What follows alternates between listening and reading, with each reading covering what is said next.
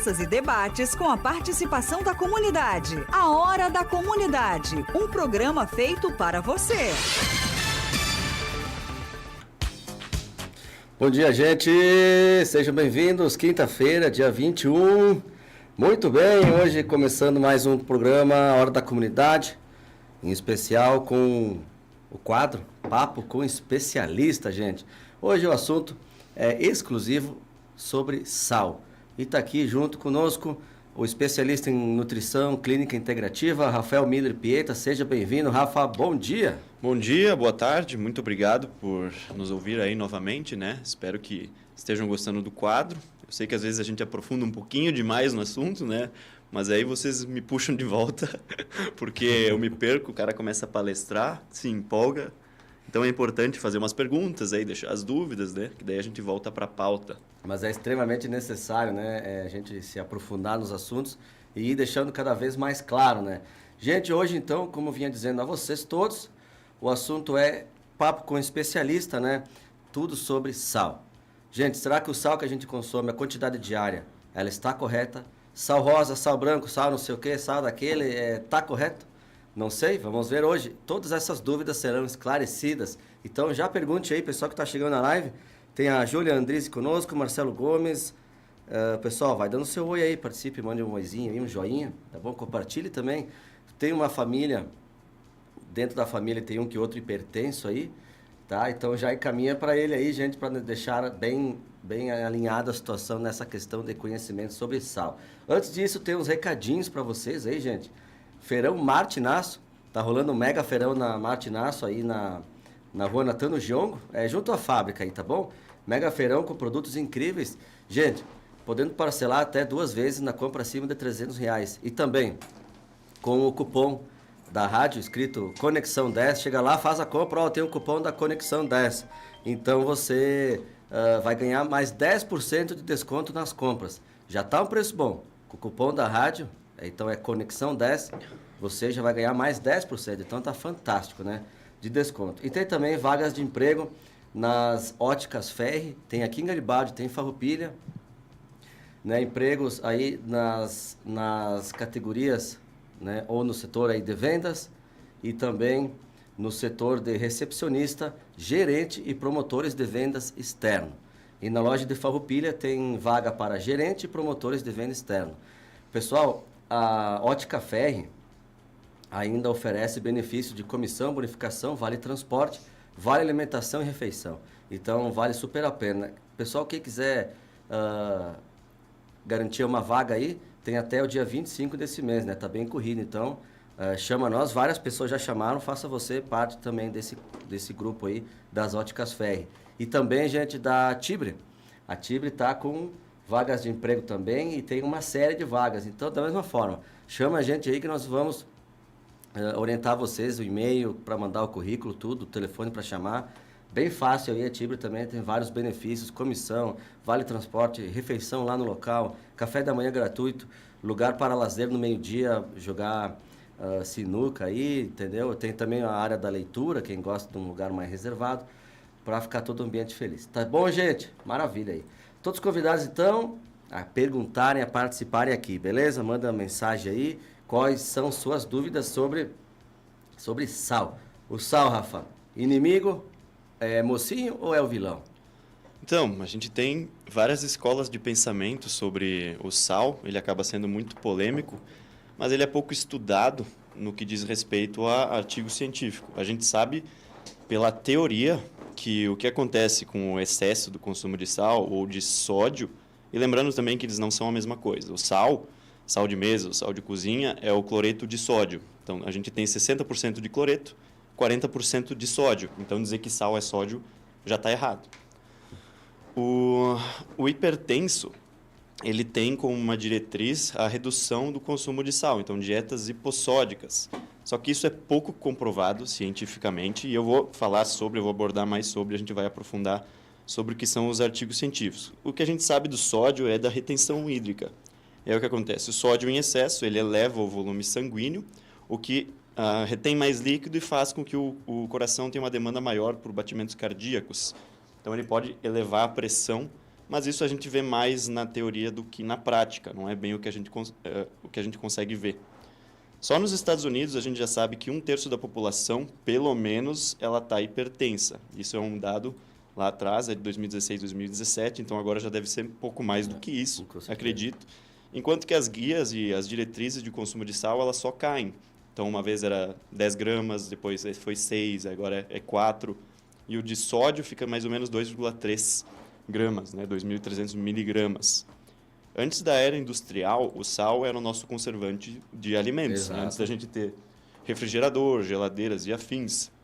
Então, o nosso consumo de sal, ele sempre foi gigantesco comparado ao que são as diretrizes agora. A diferença é que a gente tinha menos alimentos processados, a gente não tinha uma condição como obesidade, que está aí muito presente no nosso cotidiano, e que esses, na verdade, são os principais fatores que levam a desenvolver hipertensão, não o sal em si. Só para ter noção, em 1500, onde não haviam evidências de doenças coronarianas cardíacas, né, não tinha infarto, não tinha AVC, não tinha nada disso, o consumo de sal, em média, variava de 40 até 100 gramas por dia, o que mostra que os nossos rins eles têm uma capacidade uma taxa de filtração muito poderosa. Só que a gente deve se limitar ao quê? Consumir o sal em doses que são fracionadas. Então, se tomar de uma só vez, é óbvio que pode fazer uma crise aguda hipertensiva e elevar a pressão. Mas a pressão é uma coisa que oscila. Enquanto a gente acorda tem uma, quando a gente vai dormir tem outra. Então, isso é mais um fator. O próprio sono vai alterar a pressão sanguínea de uma pessoa. O que a gente sabe... Não, desculpa. Eu ia te interromper para dar um parênteses aí na questão do sal, na conservação dos produtos, né? Só para lembrar o pessoal, né, que antigamente o próprio charque, que é bem conhecido aí, né, era no sol, ficava no sol, porém com sal ao redor. É carne seca, nem para considerar um produto processado, né? É carne e sal, literalmente. Literalmente. Então é um minimamente processado, chamaria, e que tem os seus benefícios, né? Até hoje a gente pode consumir, é muito melhor do que pegar um pacotinho de qualquer coisa e que tem puro sódio, né? Aí é só sódio mesmo, não é o sal em si. Não é como se eles pegassem um alimento durante o processamento e tem um cara lá salpicando o negócio. Não é assim. É ultraprocessado. Tem sódio e não é a mesma coisa que sal. Como eu falei, não é o cloreto de sódio, que é 60% cloreto, e cloreto é um nutriente fundamental para o nosso organismo, inclusive para a produção de ácido estomacal, que se chama ácido hidroclórico. Então tem uma parte cloreto e uma parte água para a formação desse principal dos ácidos estomacais que a gente tem. Baseado em arquivos militares, lá para 1800, até o final da Segunda Guerra, o consumo de sal era mais ou menos de 15 a 20 gramas por dia, o que já é muito maior do que as nossas 5,75 gramas atuais, que pelo menos é o que as diretrizes nos apontam, né? Que é o que é para a gente consumir para não ter nenhuma doença. Então, né? Não tem como eliminar o sal, não. A gente não deve, na verdade. Essa é a minha escola de pensamento de muitos dos profissionais da área da saúde, que isso está se alavancando agora. A gente tem pelo menos 3 vezes mais hipertensão agora do que a gente tinha no passado, no tempo da Segunda Guerra, e o consumo de sal ele reduziu para 1/5. Então, imagina, o que está acontecendo? Será mesmo o sal? Quanto mais se reduz, mais hipertensão tem. Então, o que está acontecendo? Será que a culpa é dele, né? E o que a gente sempre compara é que a gente errou do pó branco. Na verdade, o açúcar que contribui mais para o desenvolvimento de doenças crônicas, como, por exemplo, diabetes, que é uma das comorbidades associadas à hipertensão. Então, o sal, ele pode colaborar, sim, para pessoas que já têm algum quadro hipertensivo, que já são obesas ou têm uma sensibilidade por algum fator genético, por algum polimorfismo genético. Então, essas pessoas devem consumir, talvez, uma quantidade reduzida de sal em comparação a uma pessoa saudável sem nenhum problema. Mas a diretriz, ela generaliza. É algo que é para todo mundo e está errado. A maioria das pessoas realmente está sofrendo com carência do consumo de sal. E quando eu digo sal, é a gente salgar o alimento. Não é um alimento com sódio. Não é um produto alimentício, não é um pacote que a gente abre.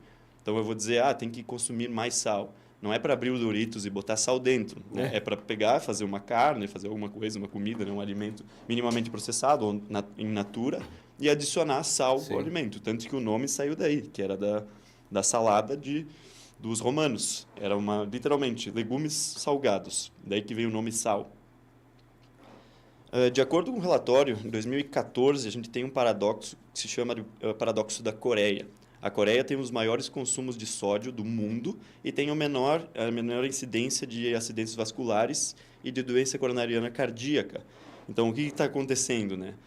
Na Coreia, eles têm uma alimentação muito in natura. Não dá para comparar com o restante do mundo. E quando a gente avalia os trabalhos que falam sobre o consumo de sal, eles, na verdade, eles estão vendo o quanto de sal uma pessoa consome através do sódio, não exatamente do que ela bota de sal na comida. Essa população consome muito disso aqui. E quando vê é porque eles compram muito no mercado um certo produto e nesse produto tem tanto de sódio. Então, a gente faz como conclusão que essa população tem um alto consumo de sódio, portanto, ela tem tal doença, o X.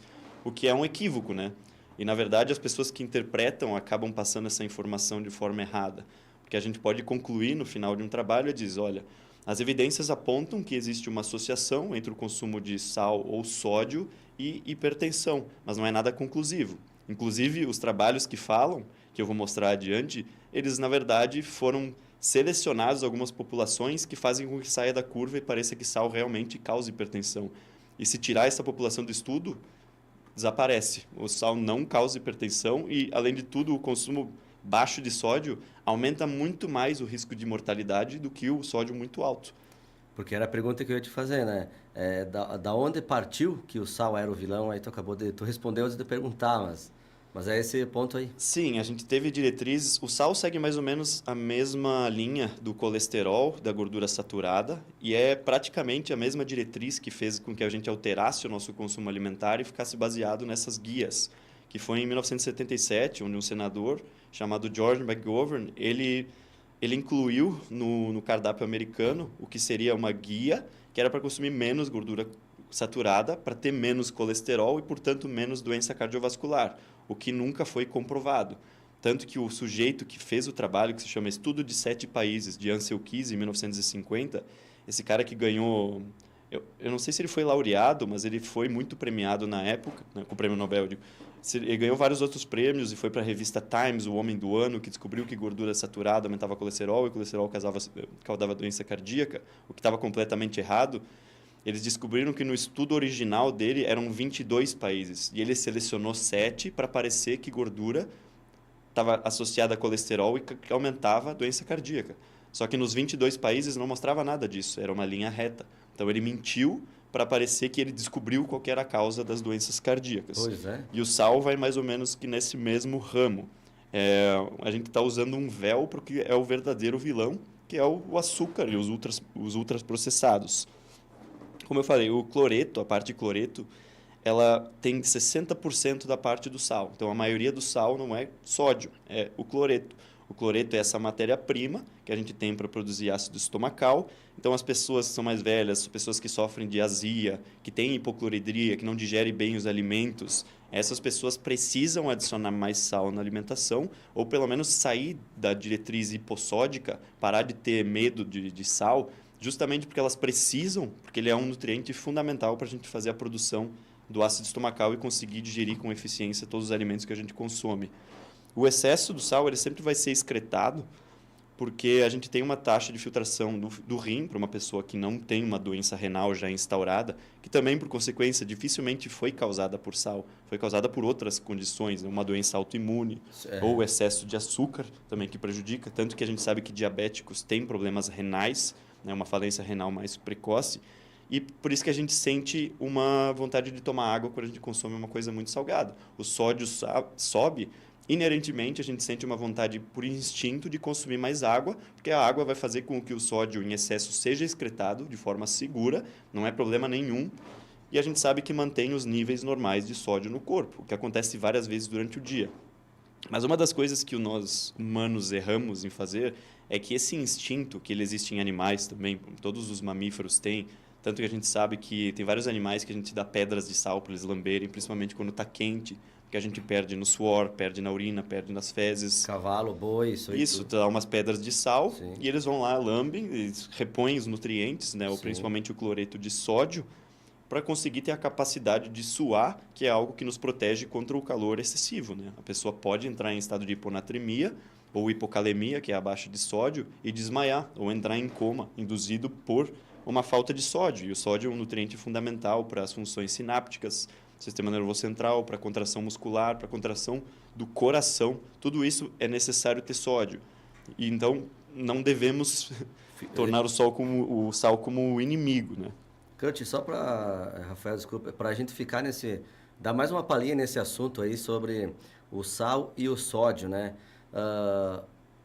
Claro que o sal de cozinha, ele tem uma composição também de tanto por cento de sódio, tanto de cloro, mas vamos nessa pegada do sal e do sódio, para o pessoal entender bem qual é a diferença, sal e sódio. O sal, ele é um composto de vários componentes. O sódio é um elemento químico que está na tabela periódica. Perfeito. É só um, né? É o Na, sódio, somente isso. E o sal, ele pode ser composto por sal, magnésio, sódio, magnésio, potássio, por vários outros minerais, quando ele está na sua forma íntegra. Então, aquele sal integral, sal marinho, sal rosa, sal do mar celta, sal negro, sal não sei o quê. Todos esses que não são refinados, eles têm vários outros elementos químicos contidos neles. A gente sabe, mais ou menos em média, são 63 deles contabilizados a partir do sal rosa. Claro que eles são minerais traço, que nós chamamos. Eles têm pouquíssima composição naquele sal, só que como que é algo que a gente consome todos os dias, várias vezes aos dias, em uma quantidade considerável, esses elementos traço, eles não podem ser desconsiderados. Tanto que a gente sabe que para se intoxicar com algo, chumbo, mercúrio, demora anos. Só que esses traços são tão pequenos que não são contabilizáveis. E quando vê, tu está contaminado. E o mesmo a gente pode dizer quando é algo benéfico. Todos os dias, uma quantidade muito pífia, que parece insignificante, mas numa somatória de 30 anos de história, faz toda a diferença.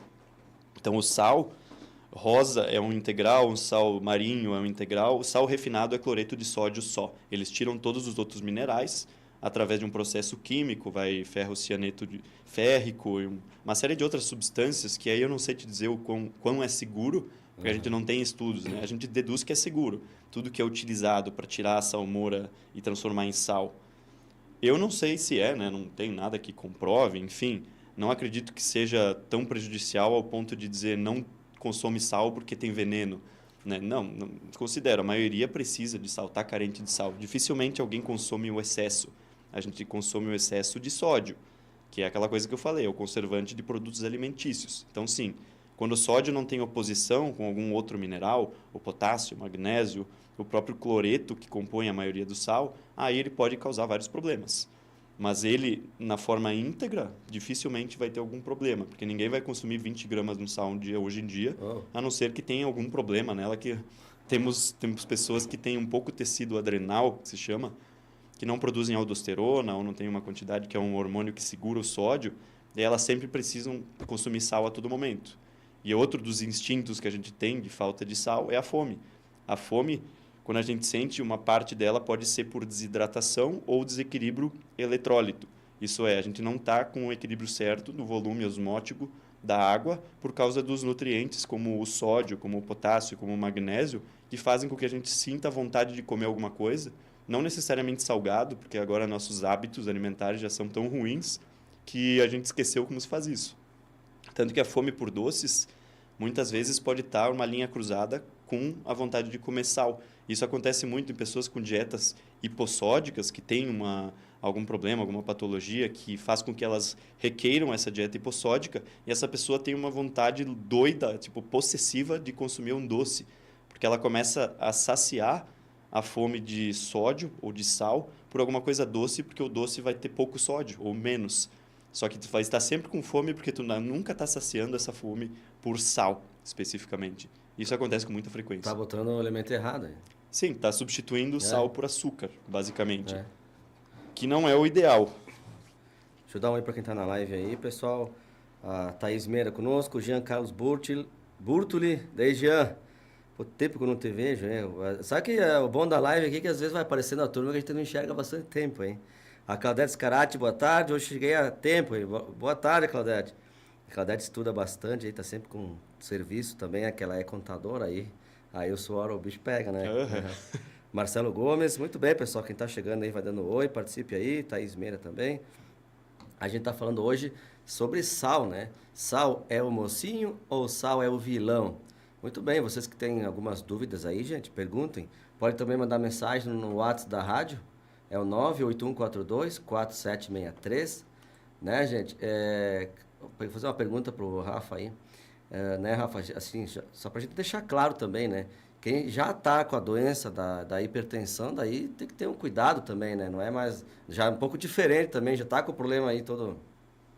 Cada um é bem individual, né? A Bem gente individual. respeita a individualidade bioquímica. Essa pessoa pode buscar a ajuda profissional, ela pode pesquisar por conta própria e, a partir daí, ela tomar alguma decisão sobre o seu próprio tratamento. Né? Não existe assim, isso vai funcionar para todo mundo. Não, busca o que é melhor para si. Eu estou dando o meu ponto de vista, né, através dos trabalhos que eu avaliei, o que a gente sabe desse ponto de vista integrativo, que é a linha que eu trabalho, que o sal é um nutriente. Tem quem possa me contestar, mas aí, se tu tem esse ponto de vista, vem aqui, a gente discute, Boa. né? Chega aí, está lançado o desafio, mas dificilmente eu acho que alguém não vai ver o meu ponto de vista depois que eu terminar tudo isso aqui. Por isso, então, gente, fique na live aí, compartilhe, já manda aí para um conhecido que talvez precise saber disso, que às vezes a gente é meio reticente em algumas opiniões, né? E vale a pena, que nem o Rafa falou. Você está ouvindo, bote na balança, vá pesquisar, depois chegue numa conclusão, né? A verdade das informações, todas são essas, ainda mais hoje em dia que uma hora... Só abrir um parênteses curtinho aí. Uma hora o ovo é bom, uma hora o ovo é ruim, né? Então, é bem desse ponto. Então... Mas é o mundo que muda, né? Mas avaliem, né? Estudem, vão pegar informações e depois tirem suas conclusões. Sempre a gente fala dessa maneira, né? A gente passa aqui o estudo feito, aí vocês em casa aí reflitam. A gente nada contra a maré também, né? Mas se a gente for avaliar historicamente, uma minoria sempre teve a razão. E depois a maioria voltava atrás dos seus pensamentos, né? Os grandes pensadores que foram sacrificados, né? Que foram mortos e depois a gente descobriu que eles estavam certos. Então não vamos vendar os nossos olhos agora, porque existe uma verdade atual e a gente vai esperar daqui a 50 anos descobrir, olha, aqueles caras estavam certos. Que nem toda a nossa história, parece que a gente não aprende, né? Pior. É que, sabe qual é que é? Tu quebrar o padrão que vem vindo assim, sempre dá um trauma. E é uma dificuldade tu sair do teu comum. E a gente sabe disso, então... Isso se chama misoneísmo, que é o medo ou aversão de tudo que é novo. Né? Porque é uma quebra de paradigma que a gente se afugenta. Pronto. E hoje em dia, quem fica parado sentadinho aí, no mesmo embalo de sempre, tá fora. Tá totalmente fora. Tá atrasado, né? Desde a vida particular até a vida profissional. Tá fora, tudo muda. Ainda mais hoje que o negócio com a situação da internet, a inteligência artificial e tudo mais... se tu não souber um pouquinho, fica para trás um tempão. Sim, o efeito da rainha vermelha, como no Alice através do espelho, que é neste mundo você tem que correr o mais rápido que pode para ficar no mesmo lugar. Se quiser ir para outro lugar, tem que correr 2 vezes mais rápido. E esse é o mundo que a gente vive. É interessante, é verdade. Então, se liga. Tu falou em livro aí, Rafa. Ó, pessoal, tá rolando uma participação aí na rede social, no Instagram nosso da rádio aqui, em parceria com a Jennifer de Almeida. Ela lançou um livro aqui, é o primeiro livro dela, tá com alguns livros já para lançar, escrito aí, tá, até que vai, né? Mas ela já tá com os 3 em mente, assim. Mas ela lançou um e tá rolando uma espécie de um sorteio, entre aspas, não é um sorteio, mas qual é que é? Tu tem que ir na publicação escrever o livro que tu leu e que chamou a atenção, o livro que mais chamou a atenção, escrever alguma coisinha. O comentário que tiver mais curtida será o vencedor. Aí até, eu vou te confessar, Rafa, tu falou desse livro aí, eu vi cada dica ali, hein, de dicas boas de leitura, quem gosta de ler. Então pesquise aí no Instagram nosso da rádio e leia também e indique o seu livro aí. Maravilha. Mas voltando ao Cultura sal, é sempre Rafa, importante. voltando ao sal, tem gente que toma banho de sal para ser limpada das energias ruins. Sim, é um processo de osmose, né? A pessoa pode eliminar o excesso porque ele vai sempre para o gradiente onde tem mais concentração. Então, se tu coloca sal numa banheira e deita, ele vai tirar o excesso de dentro de ti, porque ele vai para a banheira. Nossa. Isso acontece muito. Atletas, por exemplo, podem fazer isso. Uma pessoa que precisa fazer um ensaio de fotos tem que estar, né, no shape, por exemplo. É um belo jeito de tirar o excesso de retenção. Não é algo sustentável, porque não é seguro a gente ficar com o sódio baixo. Né? Pode causar alguns efeitos colaterais, mas é uma forma, é uma estratégia para fazer. Fisiculturistas podem fazer isso também, para subir no palco. É um preparo, né? Mas tem que saber o que está fazendo. É aquela história. Esteja sempre perto ou próximo ou orientado por um especialista. Isso aí. Voltando, então, ao assunto. O que a gente vê mais na prática é que A carência de sódio ela é muito mais perigosa do que o excesso dele. Porque o nosso corpo, ele sabe como lidar com o excesso. A gente excreta, basicamente, o nosso fígado tem uma taxa de filtração glomerular que é muito poderosa, só que a carência dele, a gente não consegue sintetizar minerais, né? A gente não é alquimista, mas a gente consegue eliminar o excesso. Então, o ideal é sempre colocar um pouquinho a mais, pelo menos, porque as pessoas estão carentes, e isso se manifesta de diversas formas e doenças que a gente vai ver mais adiante. Teve um trabalho publicado em 2014, que foi um estudo, foi no New England Journal of Medicine. Para quem não sabe, é a revista acadêmica de maior prestígio do mundo. E ele analisou a mortalidade e morbidade cardiovascular de 102 mil pessoas e evidenciou que um consumo de 3 a 6 gramas de sódio, não de sal, já vou falar o quanto isso equivale, parecia ser uma faixa segura, onde essas pessoas apresentavam menos morbidades e menos mortalidade. Isso de sódio dá mais ou menos 7,5 a 15 gramas de sal, só para vocês terem uma noção, que é bastantinho, né? E a gente viu o seguinte, o consumo abaixo disso, né, ele apresentava uma escala enorme de aumento de problemas e doença cardiovascular. Então, abaixo de 3 gramas, alavancava muito o quanto uma pessoa sofria de acidentes vasculares e doença coronariana cardíaca. E o excesso, ele subia muito pouco, devagar. Quando a gente comparava o abaixo de 3 para acima de 15, abaixo de 3 era 6 vezes mais infarto do que acima de 15 gramas.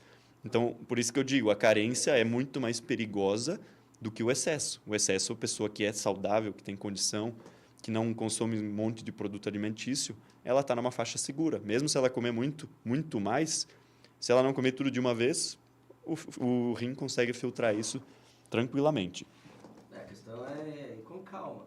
A questão é ir com calma, né? Não vai virar o sal aí, né? Tem que ter uma não coerência. sei o que ela ia querer fazendo isso também. Mas é que, olha, tem gente... Na carne, assim, um exemplo, no churrasco, já é salgado, mas tem gente que dá ainda uma carregadinha aí a mais, né? Sim. Então, o exagero sempre é problema, é lógico. E claro, a carne, por ser um alimento que não tem carboidrato, não eleva a taxa de insulina, então a retenção, se não comer pão, se não comer nada de carboidrato junto, né, a farinha, a gente vai reter muito pouco sódio, porque o que faz reter sódio, um dos principais hormônios é a insulina, e a insulina é um hormônio que responde mais a carboidratos do que a proteínas. Então, salgar muito uma carne, se for comer só carne e salada, não tem problema, não tem problema. Uma pessoa que faz dieta cetogênica, por exemplo, que é o tipo de dieta que eu sigo, não consome carboidrato, tua insulina está sempre mais baixa. Então, a tua retenção de sódio vai ser muito baixa. Só que, em compensação, tu tem que estar sempre aumentando o teu consumo em relação a uma pessoa que come carboidratos, porque tu guarda menos. A insulina é um dos fatores que a gente chama de antinatriuréticos. Faz a gente não perder sódio. Isso significa natrium é sódio, em latim.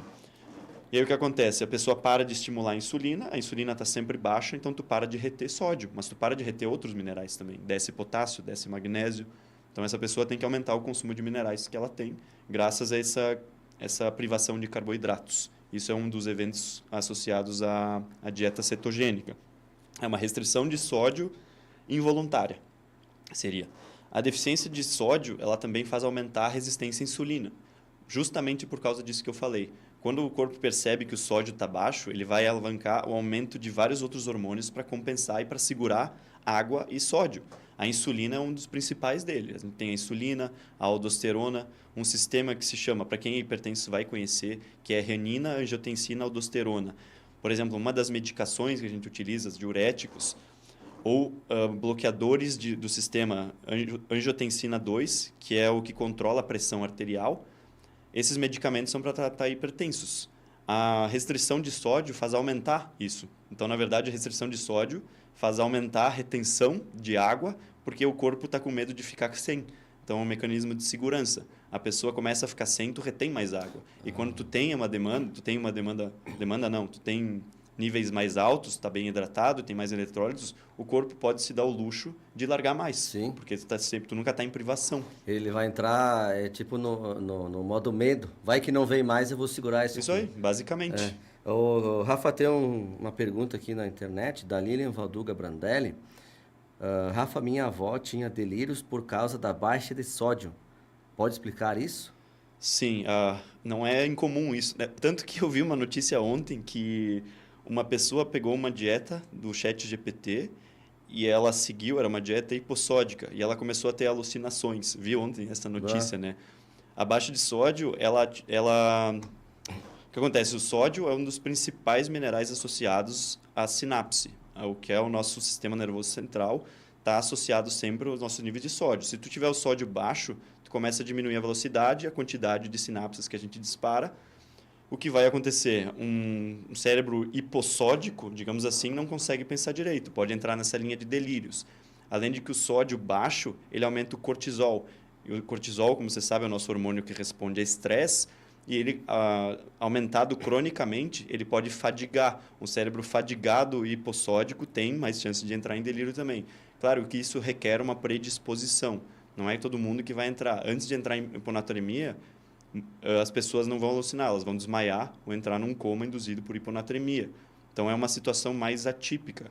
Mas uma pessoa mais velha, na verdade, ela precisa consumir mais sal. Porque o que acontece? Ela tem menos sede, a pessoa, quando a gente vai envelhecendo, sente menos sede, sente menos fome, tem menos capacidade de reabsorção de sódio, tem menos liberação de hormônios associados a reter sódio, então o consumo tem que ser maior. Aconteceu em 2004, na Europa, teve uma onda de calor gigantesca.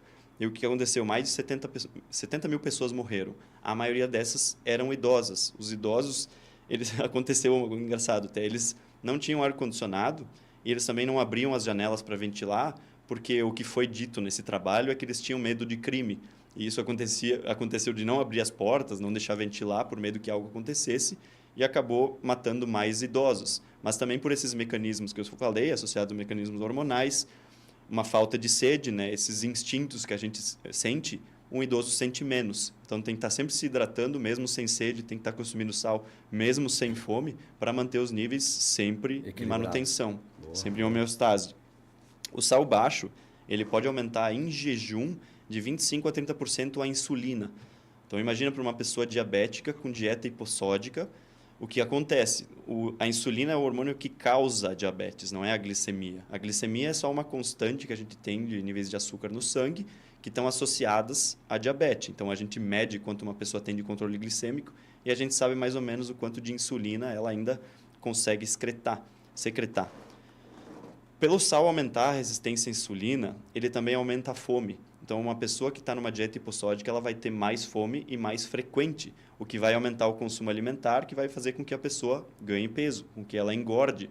Então, uma dieta hipossódica pode aumentar a fome e fazer a pessoa engordar. Olha a diferença. Sim, porque a gente sente fome porque está em privação de minerais, como o sódio, é um dos principais desses. Teve um trabalho de 1976 que pegou mulheres grávidas para avaliar uma coisa que a gente chama de, pode ser alotriofagia, que é aquele mecanismo que faz com que a grávida tenha fomes de coisas atípicas, coisas estranhas, né? Ou malácia, também conhecido como. E o que viu? Nessas grávidas tinha um aumento da demanda por sódio muito alta, que não podia ser ignorado. Quando ignorado, ele causava essa alotriofagia, que é essa vontade de comer coisas estranhas, de tijolo e não sei o quê. Falta sódio ou falta algum mineral-chave para essa grávida que ela precisa para o desenvolvimento do feto. Olha que interessante. Tanto que crianças que estão em privação de sódio, elas têm um neurodesenvolvimento mais lento, mais devagar, chegam lá mais tarde, né, com o processo todo de desenvolvimento do QI, tudo fica atrasado. Então, o sódio é fundamental, especialmente na fase de crescimento. Interessante é manter também, nesses casos aí, os exames em dia, né, Rafa? Qualquer coisa que vai faltando aí, a pessoa vai acrescentando, mas... Isso com certeza, só que o sódio, como ele oscila, né? A gente faz um mineralograma, na verdade, todo ele oscila diariamente. Ele é depositado, mas a quantidade que a gente tem que mede é o circulante, não é o que está depositado no órgão. Correto. Então, se essa pessoa está muito alta, por exemplo, tu pode dizer que ela precisa entrar numa dieta hipossódica. Mas foi naquele dia que ela comeu um churrasco de almoço, sei lá. Então, me dá um falso positivo. Perfeito. Né? Então, a gente tem que saber os hábitos da pessoa. Não é normal tu consumir isso, aquilo, né? Qual que é o histórico de 24 horas do cardápio, né? O recordatório alimentar. E aí a gente faz uma avaliação que tem que ser pela lógica, né? Dessa pessoa tem um risco de ter hipertensão ou de ter algo associado à hipernatremia, que é o excesso de sódio, e a gente entrar aí com uma intervenção. Mas são raras essas condições, porque, como eu falei, o nosso sangue, o que fica circulante de sódio, é um nível mais ou menos que sempre o mesmo, ele tem de manutenção. Se tu pega uma pessoa e está muito baixo, porque realmente eu acho que ela já depletou os níveis que ela tinha de depósito, que fica em todos os órgãos praticamente, então ela está em hiponatremia, que é a baixa de sódio. Essa pessoa deveria consumir mais sal. Qualquer coisa abaixo, a gente chama de MEQ, é o quanto a gente mede nos exames, que daí qualquer um pode avaliar. Se está abaixo de 141, como regra geral, essa pessoa está com uma hiponatremia. Ela deveria consumir mais sal, ou mais sódio, pelo menos. Isso é uma das formas de avaliar. É que realmente é um assunto pertinente, porque vem a encontro aí de um esclarecimento ou quebrar um paradigma que há muito vem se concretizar, já está concretizado, na verdade, que o sal ele estraga, né? Tem muita dessa informação. É um grande vilão, aparentemente, mas não é, né? A gente sabe que o excesso e a falta fazem mal, mas a falta é muito pior do que o excesso. O excesso, de uma forma crônica, talvez prejudique, talvez não. Mas a carência, ela pode, de uma forma aguda, fazer a pessoa desmaiar, fazer ela infartar. Então, é muito mais arriscado. Como eu falei naquele trabalho anterior, era 6 vezes maior a chance de uma pessoa com o consumo de sal baixo infartar do que uma com sal bem elevado, até 15 gramas de sal, que a gente está falando. Acima disso, né? A depressão de sódio, ela sempre vai estimular o que a gente chama o nosso sistema mesolímbico, que é a nossa parte mais instintiva, bem primitiva, as nossas vontades, os nossos desejos, a nossa agressão. Tanto que a depressão de sódio ela causa irritabilidade. A pessoa fica mais irritada, simplesmente. Então, a pessoa pode ficar fadigada, irritada, com fome, com azia, por causa de carência de sal. Então, vocês conhecem alguém que está assim? Bota um sal nessa pessoa, ou joga no olho, dá um jeito, consumir mais sal. Eu ia dizer... Tipo assim, para de me irritar, toma isso aqui. Em vez de levar um docinho, um branquinho, um negrinho, ele leva um salzinho. Não, é coxinha. Ou pega um morango do amor, Ele bota sal dentro, ao invés de morango. Não, mas uma vez um amigo fez um pedaço de carne envolto de sal assim. Na pedra, né? Na pedra, exato. Sim, na pedra. E não ficou salgado, por não, ele fica ao redor, mas ele não pega que coisa, sal. não Mas no forno fiz e ficava assim, derretendo. Fica, muito bom. Provem aí quem não fez. É excelente, mas vai ser salgado. Mas não achei tanto, esse que foi o detalhe. O estudo que justifica a carência de sal foi porque nos anos 80 a gente entrou com essas diretrizes que falavam que a gente deveria consumir menos, que causava doença cardíaca, que causava hipertensão. E foi lançado, ele terminou em 1988, quando foi publicado. Era de 32 países, tinha um pouco mais do que 10 mil pessoas envolvidas e 52 populações nesses 32 países. Só que tinha quatro populações específicas que estavam fora da norma, que deveriam ter sido desconsideradas por fatores genéticos e também ambientais. Alguns eram povos indígenas brasileiros, que eram os Yanomamis, que se chamavam. Tinha povos da Quênia, também, que não podiam entrar nesse trabalho, e que essas pessoas não eram só normotensas, elas eram hipotensivas.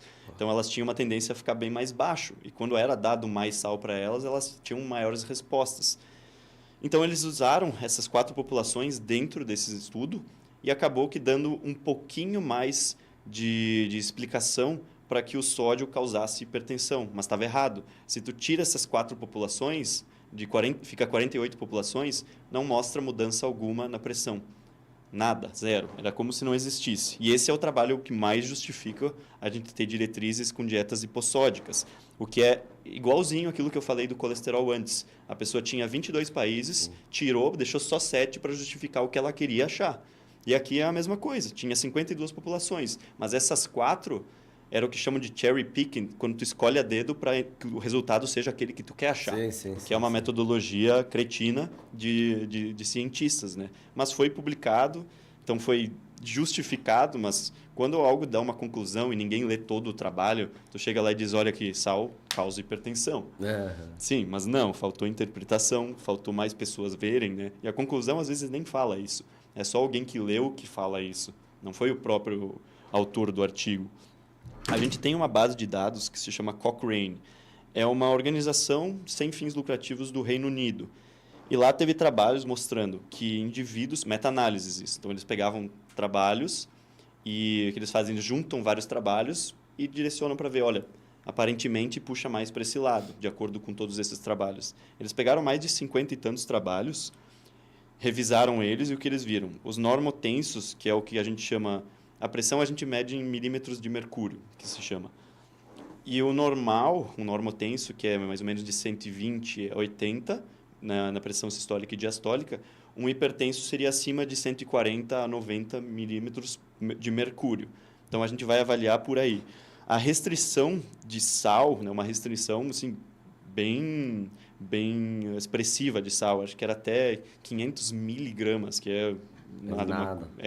Meia da meia colher. É nada. Ele baixou em normotensos de 1 a 2 na pressão sistólica e de 0,5 a 1 na diastólica.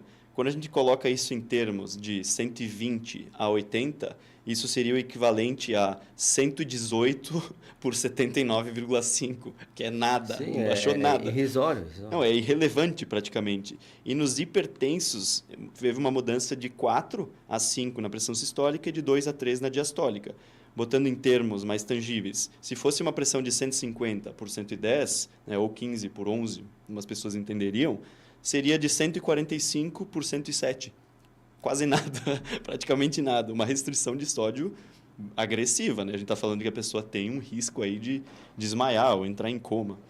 Então, o sal aqui, a gente conseguiu concluir que ele era irrelevante para a pressão e que, na verdade, mostrava o oposto, que a pessoa que tinha mais restrição de sódica tinha maior chances de mortalidade.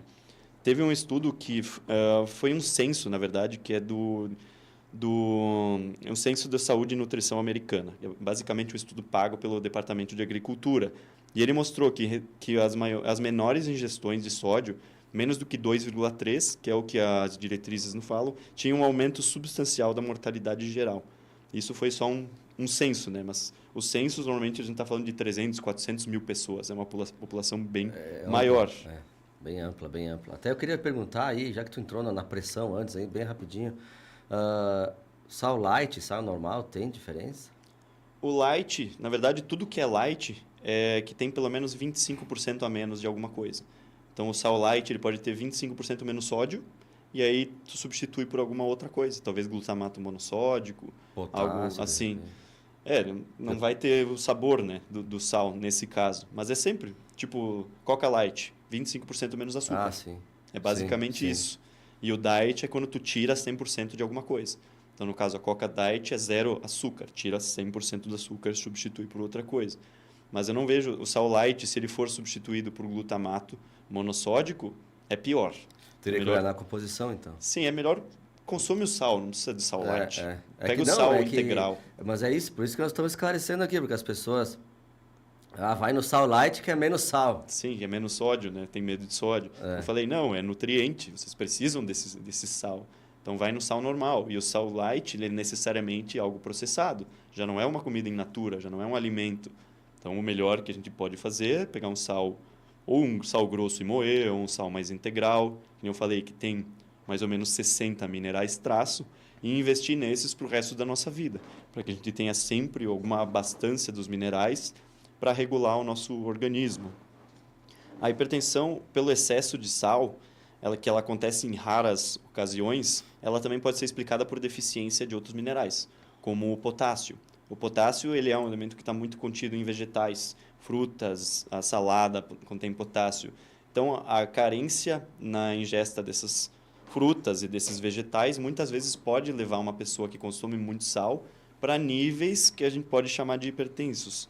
Não necessariamente ela está com algum risco, mas pode levar a pressão, para quem é noiado com pressão sanguínea, que também é algo que é irônico, né? Porque deixa a pessoa preocupada, aumenta os batimentos cardíacos, pode deixar ela hipertensa por causa da preocupação.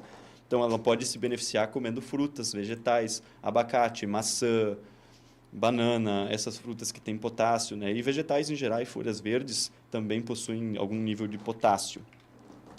Outra situação que leva ao aumento de pressão, que também pode estar associado ao consumo de sal, pelo menos na sua carência, é o hipotireoidismo. O hipotireoidismo ele acaba diminuindo o débito cardíaco, aumenta a resistência vascular periférica, que vai aumentar a pressão sanguínea como uma forma de um mecanismo de compensação, que a gente chama. Olha, essa pessoa, ela está com os vasos ficando em constrição, eles estão ficando afinados, né? Eles ficam restritos. Fica duro, basicamente, né? A artéria fica dura. E o nosso corpo, ele tenta compensar isso aumentando a pressão. Então, quando uma pessoa dessas, ela recebe um medicamento hipotensivo, tu está lutando contra a fisiologia do teu organismo que está tentando salvar a tua vida, basicamente. A gente tem que pensar qual que são os fatores que mais levam à mortalidade. É a obesidade, a doença crônica, e fazer essa pessoa comer direito, dormir direito, tomar água, né, se hidratar, consumir os eletrólitos, os minerais que são necessários, ao invés de simplesmente, olha, tá hipertenso, toma esse medicamento, que é hipotensivo, e vamos assistir tu morrer com a pressão baixa. E é o que acontece. Sim. É o que acontece. Isso leva a uma série de outros medicamentos também, né? Porque a gente está falando de uma queda na vascularidade, e aí depois aumenta o colesterol, que é uma das coisas que acontece, porque o colesterol tem que ser captado com hormônios tiroidianos nos níveis normais. Se uma pessoa sofre de hipotiroidismo e ela tem um hormônio chamado T3, esse T3 está baixo, diminui a captação de LDL. O LDL que a gente conhece como colesterol ruim, né? Então, eles vão estar aumentados. Com o LDL aumentado, ele tem mais chance de pegar numa placa, por exemplo, uma placa que é composta de cálcio, de células imunes, aí, macrófagos, linfócitos, enfim, e oxidar nessa placa. E ele começa a acumular. Mas não é culpa do colesterol em si. A pessoa está com um hipotiroidismo, que está fazendo o LDL aumentar, e ele fica cada vez ficando mais preso nas placas. Então, o que tem que fazer, na verdade, é tratar do hipotiroidismo, não diminuir a pressão sanguínea. Porque a gente fica preocupado com trombos e não sei o quê, mas, na verdade, o que está causando tudo é a tireoide em mau funcionamento. É o típico tratar o efeito e não a causa, né? Tu vai estar tentando, basicamente, como é que a gente chama? Tu vai estar bloqueando o bombeiro de chegar lá e tratando ele como se ele fosse o arsonista. Não é, é um mecanismo de compensação. Não adianta tratar desse problema quando o problema está na tireoide. E o sal, ele tem elementos, traços, como eu falei, que também podem ser fundamentais para a função da tireoide. Por isso que foi inventado o sal iodado. O iodo, ele é o elemento matéria-prima para a formação de hormônios tiroidianos. Para isso que ele foi colocado no sal. Antigamente, nos anos 1940, quando eles decidiram iodar o sal, era porque as pessoas nasciam com bósteo ou cretinismo, que era uma doença onde a tireoide ficava desse tamanho assim. E aí essa pessoa ficava com uma deficiência de QI, ela tinha problemas graves. E era só deficiência de iodo. E o quanto precisava de iodo para suprimir, para inibir o bósteo, era quase nada, era muito pouco. Tanto que o iodo ele tem uma característica que chama de sublimação. Sublimação é quando a matéria sai do estado sólido para o gasoso. Sim. Então, quando a gente abre um sal iodado, ele já está virando vapor, ele já está virando gás. Então, na hora que tu chega no final, aquilo lá já não vai mais ter iodo para suprir. Não vai conseguir pegar. Sim, já vai ter todo sido né? volido, já era o iodo, né? Mas para isso que ele foi colocado, porque o iodo é matéria-prima para fazer o hormônio tiroidiano. Mas aí não basta o iodo, eu não vou entrar em detalhes agora, mas é ferro, vitamina D, coenzima Q10, selênio, zinco, uma série de outras coisas. Mas tratando o hipotiroidismo pode fazer a pressão arterial se normalizar. Gente, para vocês que entraram agora na live aí, ó, vão dando seu alô, a gente tá com o Rafael Mendler Pieta falando sobre sal. O sal é o mocinho ou o sal é o vilão? Porque tem muitos conteúdos aí, muitas informações que até hoje mostram que o sal é o vilão, mas a gente está aqui esclarecendo que acho que não. Acho que já deu para pegar a ideia, né? Que na verdade é um nutriente fundamental e as pessoas deveriam salgar a comida e não os produtos alimentícios, né? A nossa fonte de sódio deve ser o sal e não o salgadinho, por exemplo, né? Uma batatinha. Enfim, teve um estudo que começou a estudar mais essa área do consumo de sal, foi em 1940. É só um relato, é um estudo de caso que se chama, é um relato. O que aconteceu? Que nasceu um bebê, esse bebê, ele vomitava todo o alimento que ele consumia, ele conseguia suportar um pouco do leite materno e eles não sabiam mais o que dar de alimento. Começaram a dar bolacha água e sal, aquela clássica. E ele vomitava, só que depois ele começava a lamber as bolachinhas e jogava fora. Que isso. E aí colocaram um saleiro na frente, tinha na mesa, ele ia lá e botava o dedo e botava na boca. E ficava comendo sal, lambendo a bolachinha, e aí ele normalizava, parava de ter fome, saciava. Então ele tinha um desejo que era quase obsessivo por sal, ele consumia esse desejo por sal. E quando ele foi levado a um hospital, ele já tinha mais ou menos 3 anos, eles colocaram esse bebê numa dieta hipossódica, que era o padrão, né, hospitalar. E aí, uma semana depois, ele morreu. E aí descobriram que esse bebê ele tinha uma insuficiência no tecido que a gente chama de córtico adrenal, que é onde a gente produz hormônios como a aldosterona, que é o hormônio que regula o quanto a gente tem de sódio no nosso corpo. Sódio e outros minerais, mas principalmente de sódio. Por ele não conseguir produzir aldosterona, ele precisava ficar consumindo sal todo momento, porque ele não conseguia guardar. Então, na verdade, esse bebê ele se manteve vivo todo esse tempo por causa do excesso de sal toda hora que ele ficava consumindo.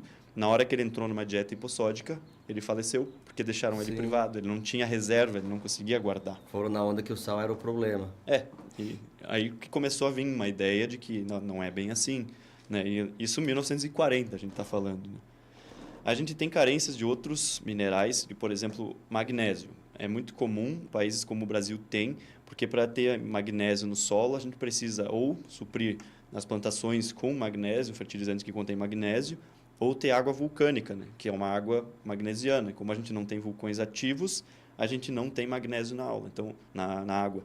Então, a gente deve fazer uma suplementação, necessariamente. Quem não faz, ou não usa um multivitamínico, ou não ingere um suplemento de magnésio, pode apontar que vocês estão deficientes em magnésio, que a gente conhece como o rei dos minerais. A gente está falando de uma cascata de mais de 800 reações químicas que dependem de níveis de magnésio. Então, ele modula a nossa retenção de sódio, ele controla uma coisa que a gente chama de bomba sódio-potássio, que é o quanto a gente fica de osmolaridade entre um e outro, para regular isso, que é fundamental para a nossa hidratação, para o nosso balanço, que a gente chama de eletrólito. Ele também previne a formação de cálculos, porque ele antagoniza o cálcio e ele se livra de um subproduto chamado oxalato, que quem já teve litíase, cálculo renal, né, a formação de pedra no rim, conhecida como, o magnésio é algo que prevê isso e também ajuda a tratar, porque ele previne o aumento da pedra ou a excreção dela própria. E ele é um dos minerais que controla como o sódio é metabolizado no nosso corpo. Então, é um dos principais suplementos que eu diria. A pessoa que está começando a cuidar mais da saúde, que está começando a salgar mais o alimento, deveria suplementar também com magnésio. A falta de magnésio não dá sintoma, assim, aparentemente, só o que exame, é aquela né? coisa silenciosa, né?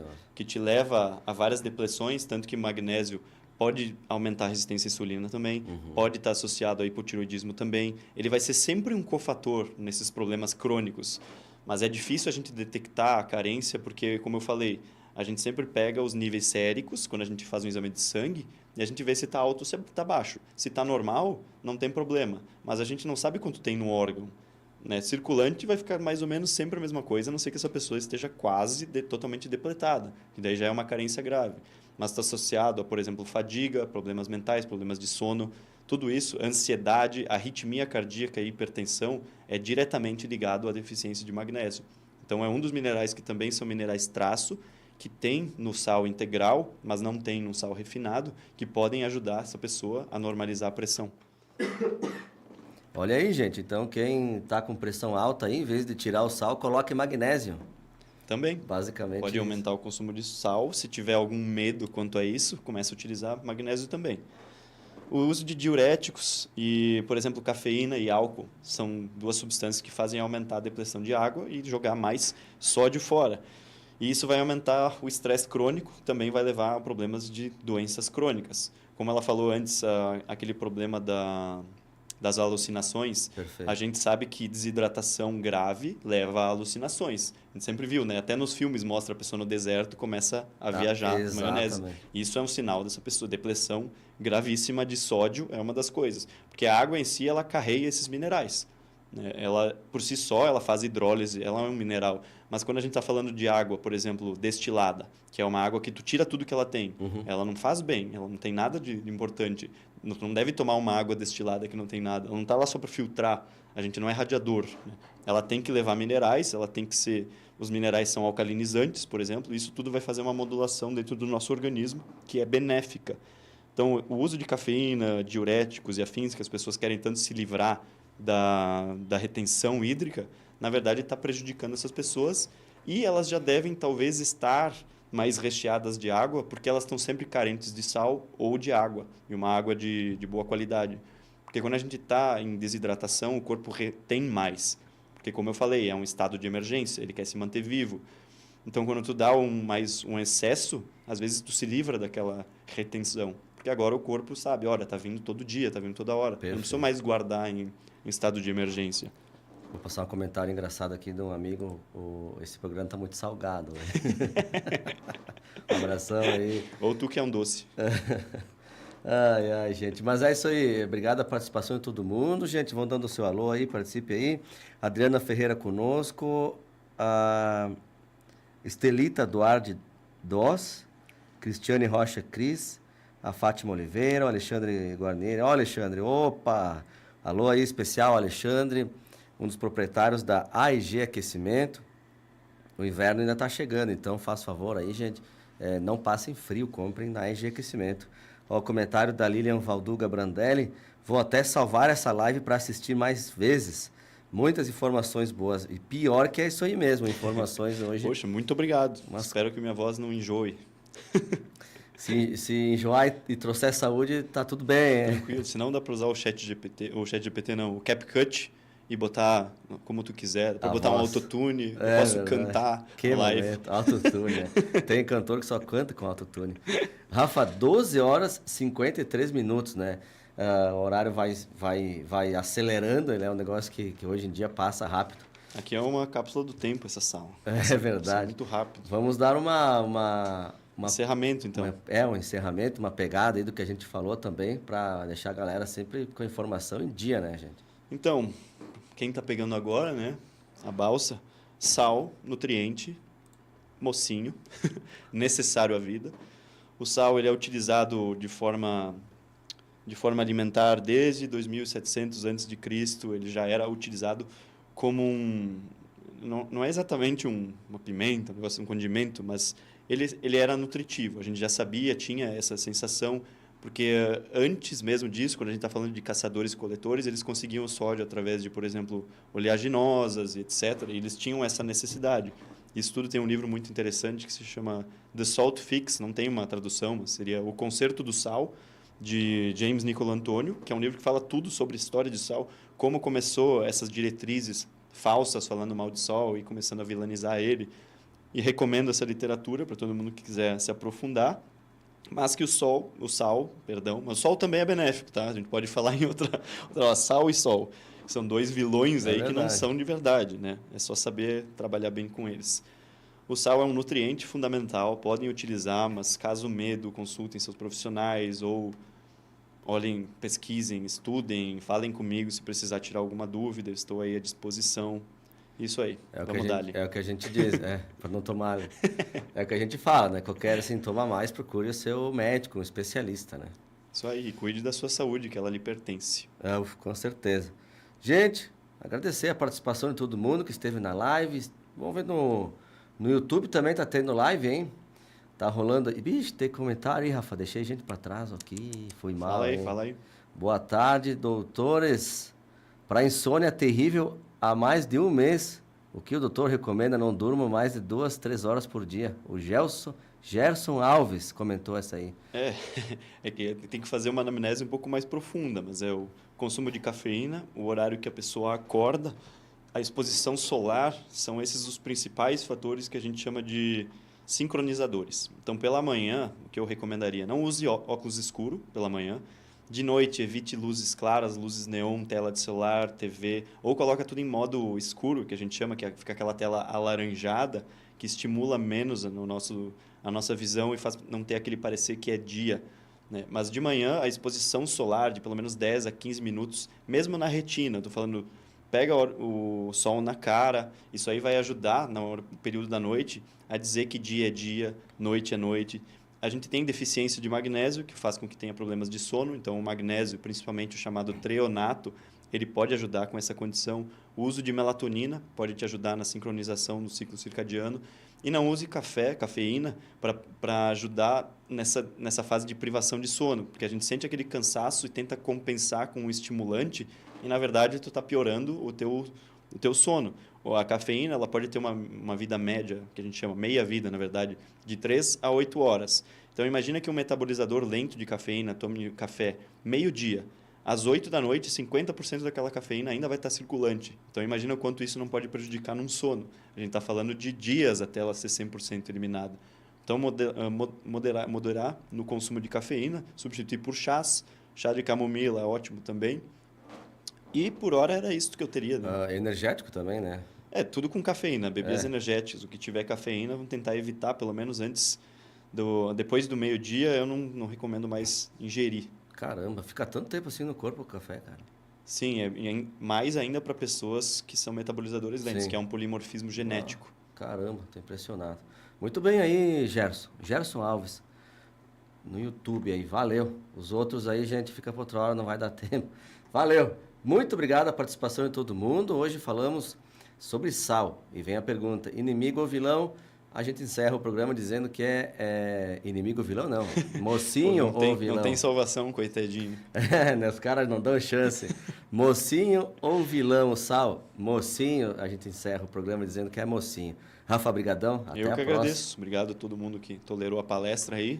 Qualquer dúvida, estou à disposição. Manda o teu contato aí. Vai lá no Instagram, @RafaelMPieta e responderei. Isso aí. Chama nós. Gente, obrigado por tudo. Continue na programação da Rádio Conexão FM. Hoje, na parte da tarde, tem o show da tarde, é claro, com músicas atualizadas, né? Tem também as melhores das antigas, a hora do flashback e o Parada Retrô. As boas músicas a gente toca também das antigas, é lógico. Valeu, turma. Um grande abraço. Uma ótima quinta-feira, excelente quinta-feira, todo mundo. Mande embora coisas ruins, fique só com coisas boas na companhia da Conexão. Abraço, até mais. Mais música. Mais rádio. Mais você.